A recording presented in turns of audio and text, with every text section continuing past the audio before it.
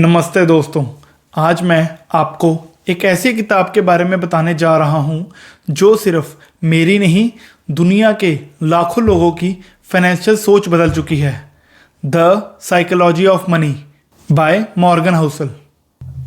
ये बुक पैसे को लेके एक सिंपल लेकिन पावरफुल मैसेज देती है।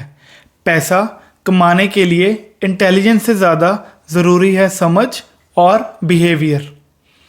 मैंने MBA नहीं की, ना ही कोई फाइनेंशियल एक्सपर्ट हूँ, लेकिन इस बुक ने मुझे सिखाया है कि आपका एटीट्यूड पैसों को लेके कैसा है वही आपकी फाइनेंशियल जर्नी तय करता है। तो अगर आप भी फाइनेंशियल फ्रीडम चाहते हो, अपनी गलतियों से सीखना चाहते हो और एक समझदार इन्वेस्टर बनना चाहते हो तो इस वीडियो को एंड तक ज़रूर देखना। चलिए शुरू करते हैं। पहला लेसन है money is 80% behaviour and 20% knowledge. आप चाहे कितने भी स्टॉक मार्केट के रूल्स या टैक्स सेविंग्स ट्रिक्स पढ़ लो, अगर आपका बिहेवियर ठीक नहीं है तो पैसा आपके पास टिकेगा नहीं। मॉर्गन हाउसली इस बुक में कहते हैं financial success is not a hard science, it's a soft skill. यानी कि सेल्फ कंट्रोल, पेशेंस, ग्रीड से दूरी और लॉन्ग टर्म थिंकिंग ये स्किल से ज़्यादा इम्पॉर्टेंट है। सोचो, एक आदमी जो 50,000 रुपये कमाता है लेकिन 10,000 रुपये सेव करता है, वो ज़्यादा अमीर बन सकता है 1 करोड़ कमाने वाले इंसान से जो सब कुछ उड़ा देता है। इस लेसन का मॉरल है focus on your behaviour not just income. अब बात करते हैं सेकंड लेसन के बारे में। Real wealth is invisible. हम सोचते हैं जो बंदा मर्सिडीज चला रहा है, डिज़ाइनर शूज़ पहनता है, वो रिच है, लेकिन शायद उसने सब कुछ लोन पे लिया हो। द साइकोलॉजी ऑफ मनी कहती है wealth is what you don't see. जो पैसा आप स्पेंड नहीं करते, जो क्वाइटली आपके पोर्टफोलियो में ग्रो हो रहा है, वही असली वेल्थ है। एक एग्जांपल से समझते हैं। वॉरेन बफे दुनिया के सबसे अमीर आदमियों में से एक, रहता एक सिंपल घर में है, सेम जगह पर जहां 1958 से रह रहे हैं। उन्होंने दिखावा नहीं किया, उन्होंने कंपाउंडिंग की। Lesson number 3, compounding is a super power. Warren Buffett की नेटवर्थ 80 बिलियन से ज़्यादा है, लेकिन क्या आपको पता है उन्होंने अपना फर्स्ट मिलियन 30s में बनाया था और उनकी ज़्यादातर दौलत 50 साल के बाद आई है। रीज़न क्या है? Time plus compounding. Good investing is not about earning the highest returns, it's about earning pretty good returns for the longest time. हर महीने 5,000 रुपये इन्वेस्ट करो 25 साल के लिए, और अगर 12% रिटर्न मिला तो बनेगा 1.5 करोड़, और अगर 35 साल तक रोक लो तो वो बनेगा 3.5 करोड़। इस लेसन का मॉरल है जल्दी शुरू करो और पेशेंस रखो। अब बात करते हैं लेसन नंबर 4 के बारे में। Getting rich versus staying wealthy. Rich बनने के लिए चाहिए बोल्डनेस, लेकिन रिच रहने के लिए चाहिए ह्यूमिलिटी। लोग सोचते हैं एक बार पैसा आ गया तो काफ़ी है, लेकिन नहीं। एक गलत डिसीजन, एक रिस्की बेट, एक मार्केट क्रैश और साल भर की मेहनत गई पानी में। मॉर्गन कहते हैं the most important part of every plan is planning on your plan, not going according to the plan.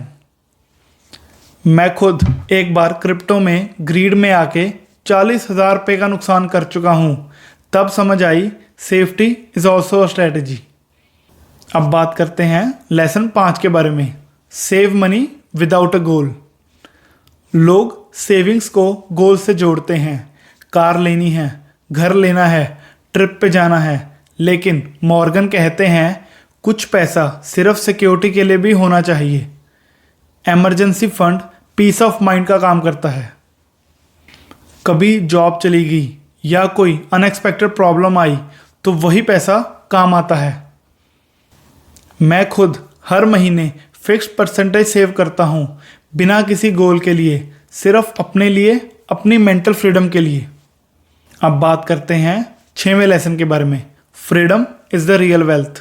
सोचिए, अगर आप सुबह उठें और डिसाइड कर सकें कि आज का दिन आप कैसे गुजारना चाहते हैं, तो क्या ये सबसे बड़ी लग्जरी नहीं है? Controlling your time is the highest dividend money pays. अगर पैसा आपको आपका टाइम कंट्रोल करने की पावर दे रहा है तो आप रिच हो। फ्रीडम यही असली गोल है। Lesson number 7, never enough. एक बिलियनियर इनसाइड ट्रेडिंग के चक्कर में जेल गया सिर्फ थोड़ा और पैसा कमाने के लिए। If you don't know what's enough, nothing will ever be enough for you. Comparison आपको हमेशा रेस्टलेस बनाएगा।